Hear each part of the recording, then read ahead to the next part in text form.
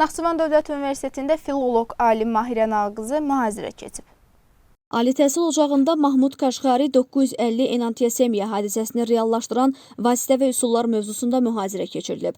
Tədbirdə universitetin professor, müəllim heyəti və tələbələr iştirak edib.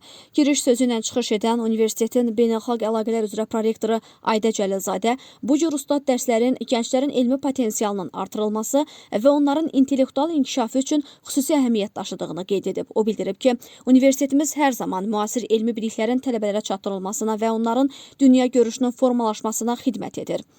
Ayda Cəlilzadə Mahirə Nalqızının təqdimatında keçirilən ustad dərsinin tələbələr üçün yeni perspektivlər açacağını və elmi axtarışlara marağı daha da artıracağını vurğulayıb.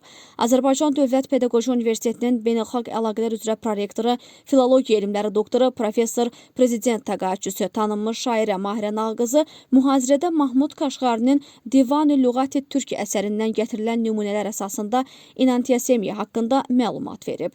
Bu dil hadisəsini reallaşdıran vasitə və üsulları açıqlayıb, onun ədəbi və dilçilik təhlillərindəki rolunu vurğulayıb. O, Divan-ı Lüğati Türk əsərinin türk dili və mədəniyyəti üçün əvəzsiz xəzinə olduğunu, türk dillərinin zənginliyini, türk xalqlarının tarixini və ədəbi irsini əks etdirdiyini bildirib. O, həmçinin Mahmud Kaşqarinin 950 illik yubileyinə həsr olunmuş Türkiyə Respublikasının universitetlərində, Azərbaycanın müxtəlif ali təhsil ocaqlarında və onlayn şəkildə New Yorkda beynəlxalq konferansların keçirildiyini bildirib.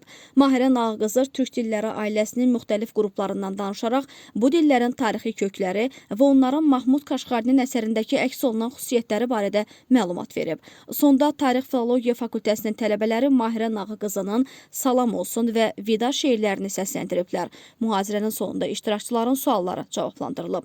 Nardani Əliyeva, Fəxriyə Səyyadova, Musa Süleymanov, Endu xəbər.